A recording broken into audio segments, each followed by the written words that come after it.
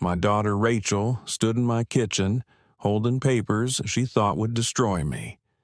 But in 72 hours, she would discover that trying to steal from your own mother comes with consequences she never imagined.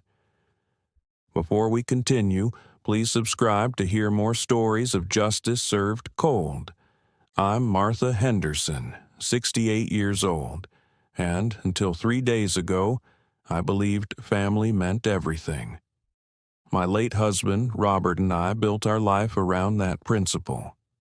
We raised our daughter Rachel in this very house on Maple Street, the same 1954 Colonial we bought 42 years ago for $35,000. Today, it's worth $1.2 million. Robert passed 2 years ago from pancreatic cancer. Those final months drained me, emotionally, physically, and yes, financially. The medical bills ate through our savings despite our insurance. But I never complained. I had my house, my memories, and my daughter. Or so I thought. Rachel married Trevor 8 years ago. I never warmed to him. Something about how his eyes calculated the value of everything in our home during their first visit. How he asked about our investments over Thanksgiving dinner.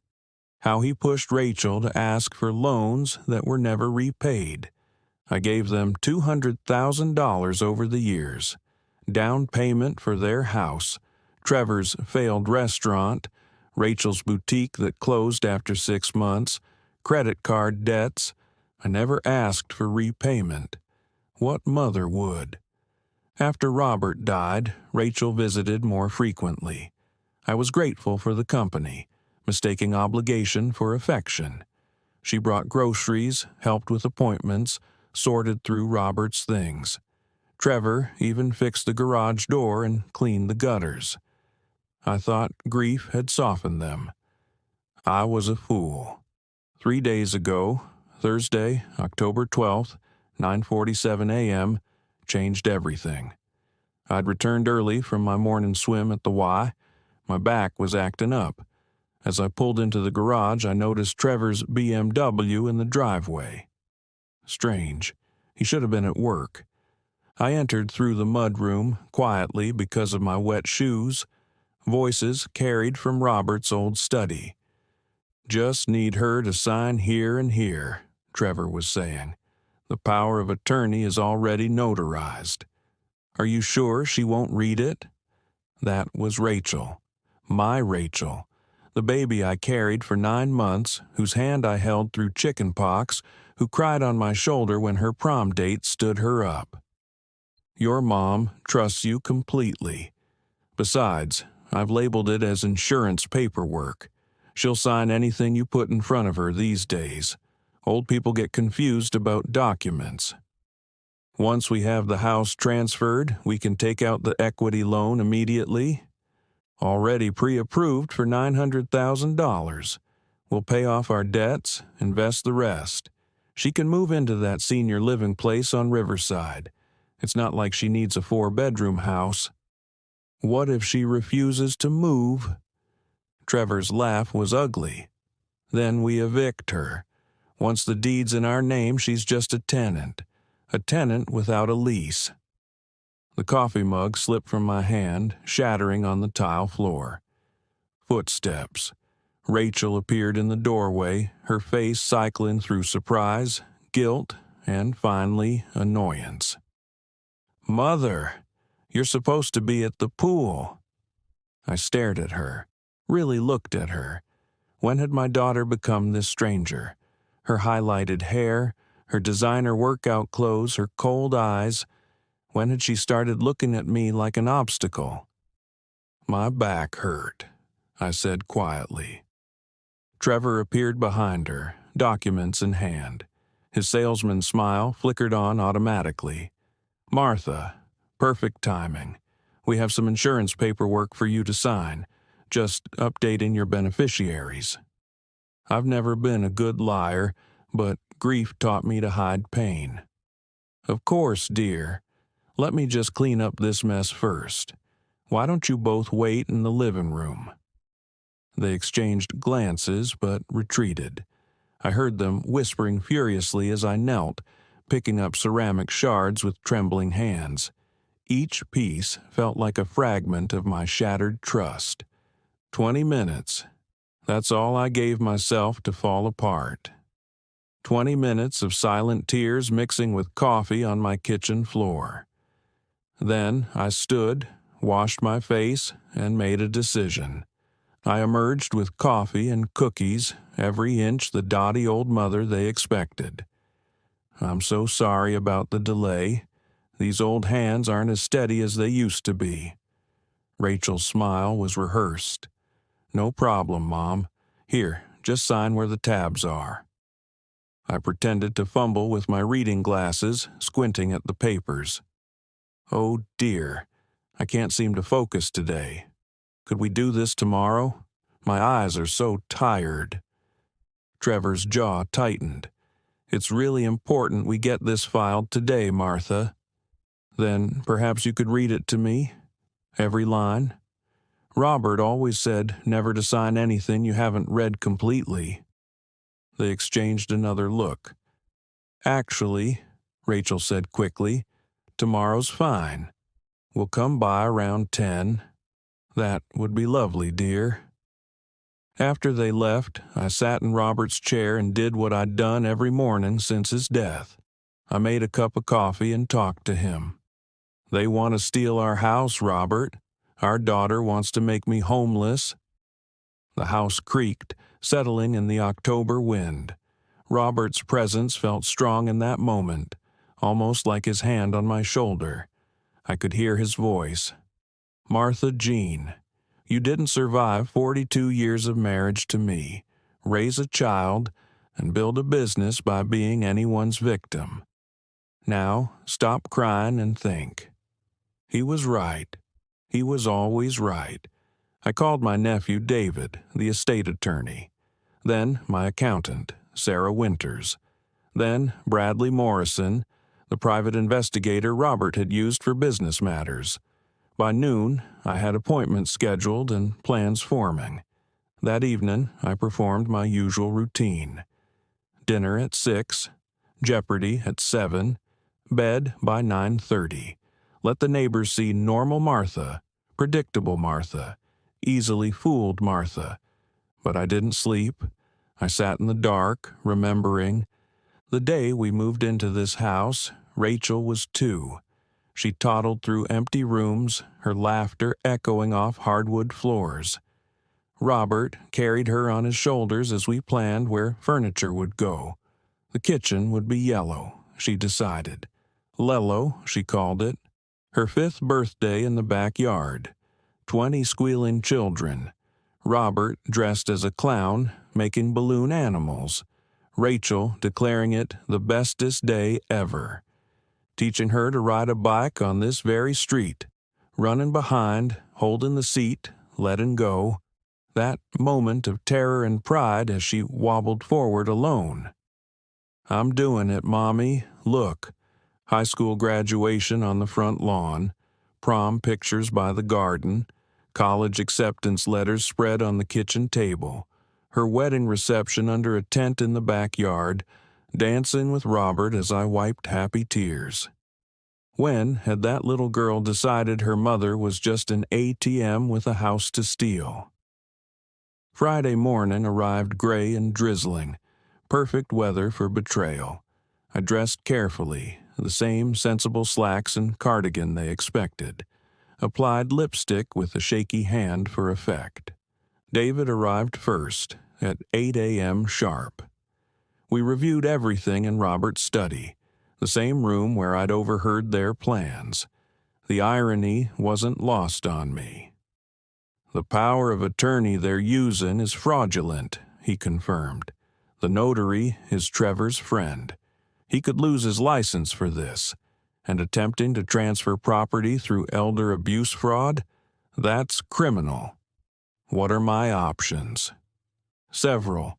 But first, we need evidence, written proof of their intentions. Bradley Morrison arrived next. A former police detective, he had the weathered look of someone who'd seen humanity's worst. I can have cameras installed within the hour, completely hidden, audio and video, legal for you to record in your own home. Do it." Sarah Winters came last, spreading financial documents across the dining table. "You have more assets than you might realize, Martha. The house is just one piece. There's Robert's life insurance, the investment portfolio, your IRA, his pension survivor benefits. Total value, approximately $2.3 million. Rachel doesn't know about most of that. Not unless you've told her. These accounts are private." A plan formed. Devious. Thorough. Robert would have been proud. By 9:45, everyone was gone. Tiny cameras were hidden in the living room, study, and kitchen.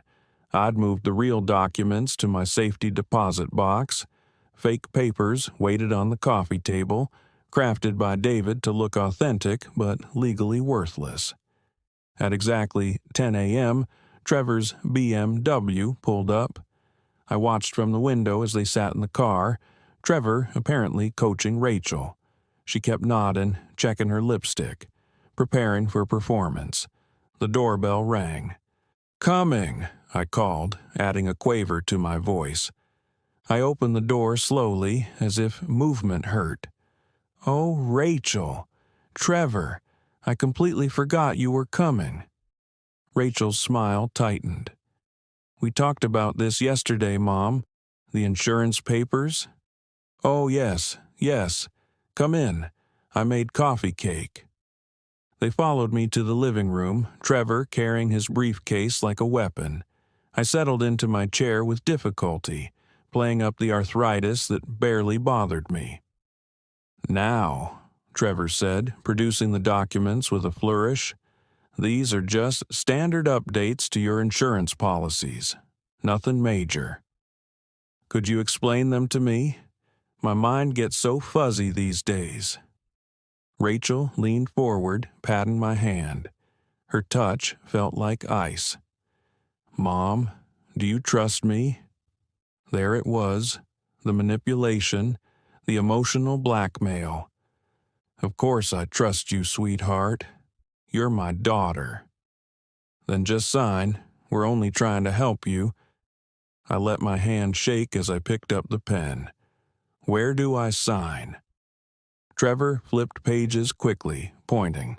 "Here, and here." I signed Martha Henderson in wavering script on each line. With each signature, I felt their excitement grow. Rachel actually squeezed Trevor's knee. "Perfect." Trevor snatched the papers back. "We'll file these today." "File them? I thought they were just for insurance." Rachel stood quickly. "Insurance company. He means file with the insurance company. Right, honey?" "Right. Exactly." They were already moving toward the door, eager to escape with their prize. But I wasn't done. "Oh, Rachel, could you help me with something in the kitchen? My arthritis is so bad today." She paused, impatient. "Can it wait, Mom?" "It'll just take a minute, please." Grudgingly, she followed me to the kitchen. I moved slowly, deliberately. "What is it?" I opened the cabinet above the refrigerator, straining. "Could you get that box down for me? The blue one?" She stretched, retrieving it. Inside were photos, her baby pictures, first day of school, Christmas mornings. "I was going through these yesterday," I said softly. "Look how happy you were." She glanced at them dismissively. "Mom, I really need to go." "Of course. I just thought, never mind. You probably need to get to the bank quickly." Her face went still. "What? Oh, did I say bank? I meant, what did I mean? My memory, you know. What was that paperwork for again?" "Insurance, Mom. Just insurance." "Right. Of course. How silly of me." She practically ran from the kitchen. I heard urgent whispers, then the front door slamming. Through the window, I watched Trevor on his phone, probably calling his notary friend. The trap was set. I spent the afternoon playing my role, grocery shopping, where I forgot my list twice, chatting with neighbors about my confusion lately. Mrs. Patterson from next door was particularly sympathetic when I mentioned signing some papers, but not remembering what they were for. That evening, Rachel called. "Hi, Mom. Just checking in. How are you feeling?" "Oh, I'm fine, dear, though I did have the strangest dream that you and Trevor were here this morning." Silence. Then forced casualness. "That wasn't a dream, Mom. We were there. For the insurance papers." "Were you? How odd. I don't remember any papers." "Mom, you signed them this morning." "Did I? Well, if you say so. My memory's been terrible lately. Yesterday, I couldn't even remember my PIN at the bank. They had to help me reset it." More silence. I could practically hear the wheels turning. "Maybe I should come by tomorrow," she said. "Help you organize things." "That would be lovely, dear." Saturday morning brought Rain and Rachel. She arrived alone, Trevor conspicuously absent. Her eyes darted around the living room, probably looking for the documents. "Mom, about those papers yesterday." "What papers, dear?" "The insurance forms. You signed them." I frowned, confused. "I don't have any memory of that." "Are you sure?" She produced a copy from her purse. "Your signature is right here." I studied it carefully. That does look like my writing. How strange. What did I sign? Just updating beneficiaries. Nothing important.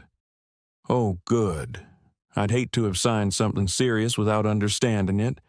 Robert always warned me about that. He said people might try to take advantage when I'm alone. She flinched. "No one's taken advantage of you, Mom." "Of course not. You're my daughter. You'd never do anything to hurt me." The doorbell interrupted us. David entered, shaking rain from his umbrella. "Aunt Martha, sorry I'm late for our appointment." Rachel stood. "What appointment?" "I'm updating my will," I said brightly. "David's been so helpful since your father passed. He's making sure everything's properly protected." David smiled at Rachel. "You must be the daughter. Your mother speaks so highly of you. She's leaving you everything, of course. The house, the investments, the works." Rachel's eyes widened. "Investments?" "Oh, yes. Didn't Martha tell you? Between the life insurance, Robert's pension, and their portfolios, the estate's worth over $2 million. Plus the house, naturally." I watched my daughter's face cycle through greed, calculation, and false concern. "Mom, you never mentioned other accounts." "Didn't I? How silly. Yes, your father was very good with money, very careful. He made sure I'd be protected if anyone ever tried to—" I paused, seeming to search for words. "To take advantage." David pulled out documents. "Now, Martha, I'll need you to sign these updates to your will, but let's read through everything carefully first. Every line." "Oh, yes," I agreed. "Robert always said to read everything. You never know when someone might slip in something sneaky." Rachel went pale. We spent 2 hours going through the will documents. I asked questions about every clause, pretended confusion, had David explain things multiple times, all while Rachel sat rigid, watching her inheritance dangle before her. Finally, David left with the signed documents. Real ones this time. Ones that included very specific language about fraud, elder abuse, and disinheritance. Rachel stayed behind. "Mom, I should go. Trevor's waiting." "Of course, dear. Oh, but first, I had the strangest call from the bank yesterday. Something about a deed transfer. They said they couldn't process it because of some problem with the signatures. Do you know anything about that?" She froze at the door. Number must be a mistake. Must be, though they mentioned Trevor's name. So odd. She left without another word. Sunday was quiet. I attended church, had lunch with my book club, pruned my roses. Normal Martha things. But I knew the storm was coming. It arrived Monday morning in the form of Trevor's BMW screeching into my driveway.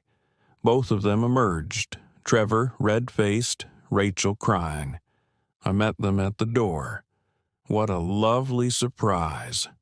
"Cut the act," Trevor snarled. "We know you know." "Know what, dear?" He pushed past me into the house. "The papers you signed were worthless. The bank flagged them, said the notarization was fraudulent." "Fraudulent? Oh my, that sounds serious." Rachel grabbed my arm. "Mom, please, we're in trouble. We owe so much money. The house. We need the house." "But this is my house, sweetheart." "You don't need it," she was shouting now. "You're one person. We're drowning in debt. Trevor's business is failing. We could lose everything." "So you decided to steal my home?" The pretense dropped. Her face twisted into something ugly. "It's not stealing. I'm your daughter. That house should be mine anyway. What do you need it for? You're old." "I see." Trevor stepped forward, trying to salvage the situation. "Martha, let's be reasonable. You could move somewhere smaller, senior living. It would be easier for you." "Easier for whom?" "Look." His mask slipped, revealing the calculating predator beneath. "We've already told people the house is ours. We've made plans, promises. You can't back out now." "Back out of being robbed?" "It's not robbery," Rachel screamed. "I'm your daughter. I deserve that house. I deserve something for putting up with you all these years." There it was. The truth, finally. "Putting up with me?" "Yes. Every holiday, every birthday, every needy phone call. Do you know how tiresome you are? How pathetic? Dad's gone and you just exist, taking up space, hoarding money we need." Each word was a knife, but I'd learned something about pain from Robert's death. It could be endured, it could be transformed. "I understand," I said quietly. "You've made yourself very clear." Trevor sensed opportunity. "So, you'll help us?" "Oh yes, I'll help you." I walked to Robert's study, and they followed eagerly. From the desk, I pulled out an envelope. "This should solve your problems." Rachel snatched it, tearing it open. Inside was a single sheet of paper. Her face went white as she read. "What is it?" Trevor grabbed the paper. It was a formal eviction notice. They had 30 days to vacate their house, the house I'd helped them buy, the house that, thanks to David's research, was still partially in my name due to the way we'd structured the down payment loan. "You can't do this," Trevor said. "I can, and I have. You wanted a house so badly? Well, now you need one." "Mom, please." "I'm not finished." I pulled out a second envelope. "This is a demand for repayment. $200,000 in loans, documented and notarized, due in full in 90 days. "We can't pay that." "Then I'll put a lien on your assets. Cars, bank accounts, Trevor's business, whatever it takes." Rachel was sobbing now. Not pretty tears, but ugly, desperate sobs. "How could you do this to me? How could I? How could you? You planned to steal my home, to throw me away like garbage, your own mother. We weren't really going to stop lying. My voice cracked like a whip. I heard everything. I have it all recorded. Every word about evicting me, about how old and confused I am, about stealing from me. Trevor went gray. Recorded? Video and audio. Would you like to see? You looked quite proud of yourself explaining how you'd defraud an old woman. They stood frozen, finally understanding the depth of their miscalculation. Here's what's going to happen, I continued. You're going to leave my house. You're going to leave this family. I never want to see either of you again. Mom, you can't mean... I've already updated my will. You get nothing. Not the house, not the money, nothing. It's all going to charity and to your cousin Michael. You remember him? The one who calls every week just to chat? Who brings his children to visit? Who treats me like a person instead of a bank account? Rachel's sobs turned to wails. This isn't fair. Fair? Was it fair when you laughed about putting me in a home? When you called me confused and pathetic? When you tried to steal everything Robert and I built?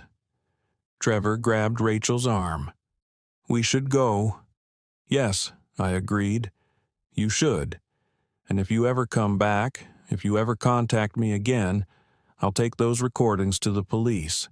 Elder abuse, fraud, attempted theft. How many years do you think you'd get? They stumbled toward the door, Rachel still crying, Trevor calculating his losses. At the threshold, Rachel turned back. I'm sorry, she whispered. No, I said. You're sorry you got caught. I closed the door on my daughter for the last time. The house felt different after they left, lighter somehow. I made coffee and sat in Robert's chair, looking out at the garden we'd planted together. I did it, Robert. I protected our home. The house settled around me, warm and familiar. This place held 42 years of memories, of love, of life. Rachel thought it was just property, just money.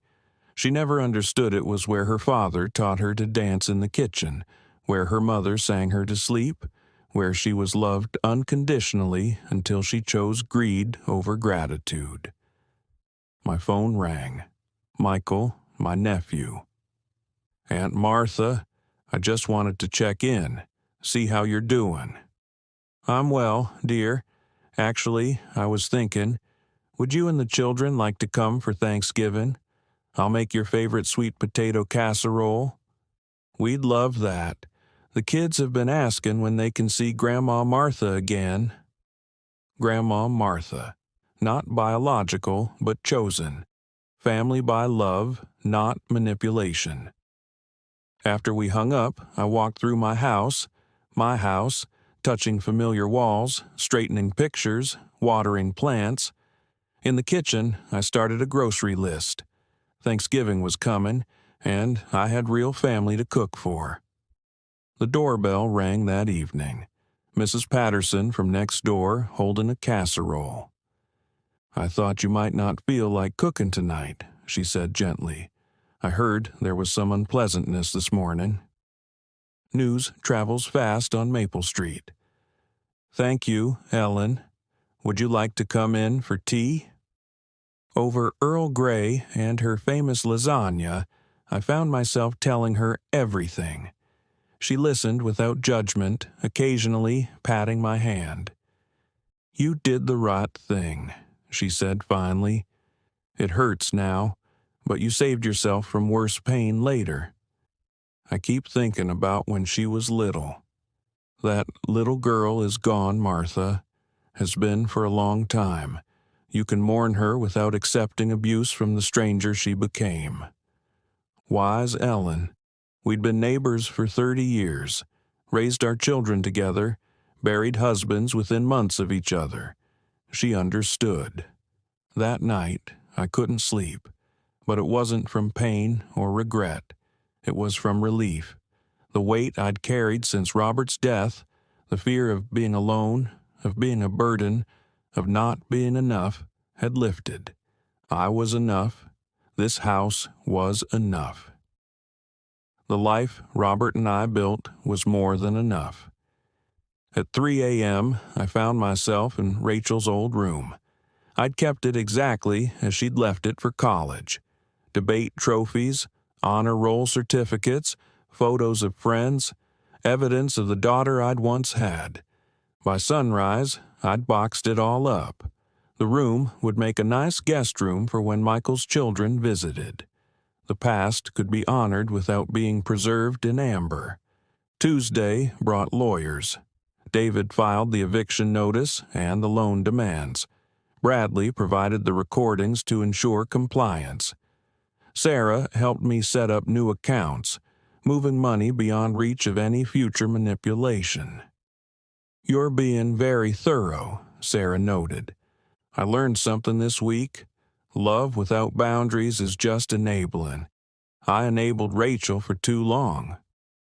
Wednesday, Trevor called from a blocked number. I let it go to voicemail. "Martha, this is unnecessary. We can work something out. Rachel's devastated. You're destroying your relationship with your daughter over a misunderstanding. Call me." I deleted it without listening twice. Thursday, a letter arrived. Rachel's handwriting, the same loops and swirls I'd praised when she was learning cursive. "Mom, I know you're hurt. I said terrible things. But I'm your daughter, your only child. Doesn't that mean anything? Please don't throw us away. I love you. Rachel." I read it twice, then filed it with the legal documents. Love. She signed it, Love. But love doesn't plan your eviction. Love doesn't call you pathetic. Love doesn't steal. Friday marked 1 week since I'd overheard their plan. I spent it with my lawyers, signing papers that would protect my assets, my home, my future. Michael was now my power of attorney. My will was ironclad. Even if I developed dementia tomorrow, I was safe from exploitation. "Are you sure about disinheriting her completely?" David asked gently. "No chance of reconciliation?" She made her choice. Choices have consequences. That afternoon, I did something I'd been postponing. I called each of my friends, my cousins, Robert's siblings. I told them the truth about Rachel and Trevor. No embellishment, no drama, just facts. The support was overwhelming. Robert's sister cried. My best friend from college offered to fly out. Our former neighbors, the Johnsons, admitted Trevor had approached them about investing in a scheme that sounded suspiciously like fraud. I wasn't alone. I'd never been alone. Rachel had just made me feel that way. 2 weeks later, the eviction deadline approaching, Rachel appeared one last time. No Trevor. She looked smaller somehow, diminished. "The house is in foreclosure," she said without preamble. "Trevor left me, took what money we had left and disappeared. I've lost everything." I said nothing. "I know you hate me. I hate myself. But I'm your daughter. I'm scared, Mom. I don't know what to do." "That's no longer my problem. How can you be so cold?" "Cold?" I laughed, but there was no humor in it. "I gave you everything. Love, support, money, trust. You repaid me with betrayal. You want to know what's cold? Planning to steal your mother's home while she grieves her husband? People make mistakes." "Mistakes? You revealed who you really are, Rachel. Someone who sees me as an ATM and a house deed, nothing more."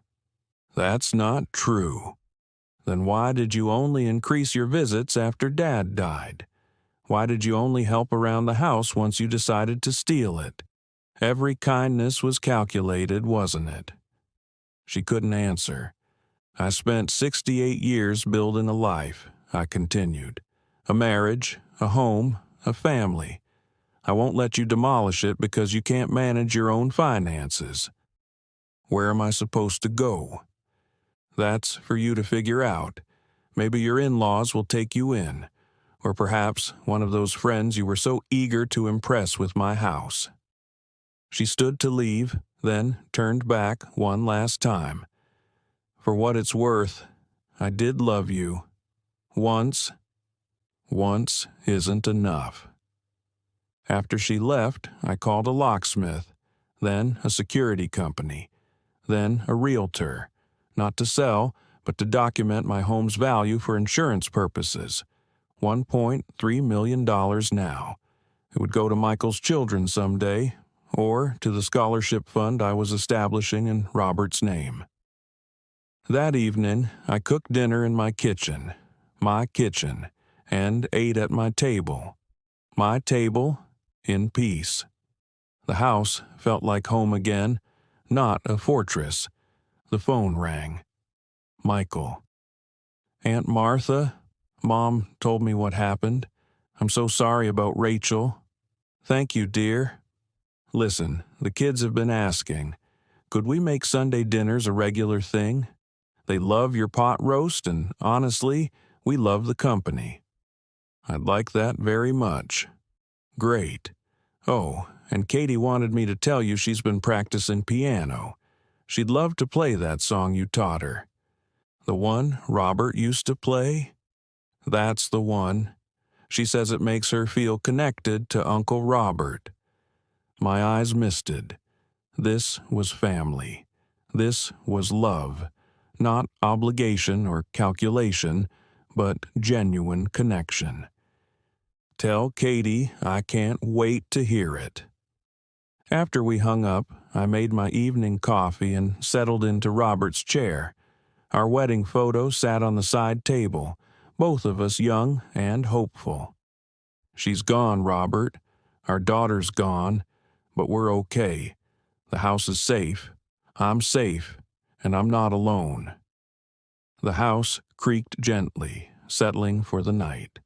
Through the window, I could see Mrs. Patterson's porch light, the Hendersons walking their dog, the familiar rhythm of Maple Street. Tomorrow would mark 3 weeks since Rachel's betrayal. The eviction would be final. The locks would be changed. A chapter would close. But tonight, I was home. In the house Robert and I built with love, filled with memories no one could steal. Rachel thought she was taking my house, but she was wrong. This isn't just a house. It's my life, my history, my sanctuary. And now, finally, it's protected from those who would take it out of greed rather than love. I raised my coffee mug to Robert's photo. "Here's to us, my love. We built something worth protecting, and I protected it." Outside, rain began to fall, gentle and cleansing. I listened to it tap against the windows Robert had installed himself, in the house where we'd raised a daughter who chose greed over gratitude. Her loss, not mine. Because I still have what matters. My home, my memories, my true family, and the knowledge that when tested, I was strong enough to defend what Robert and I built together. The house on Maple Street stands strong, sheltering the woman who fought to keep it. And she won. If you enjoyed this story of justice served, please like and subscribe for more. Remember, family isn't always blood, and sometimes the best revenge is simply protecting what's yours.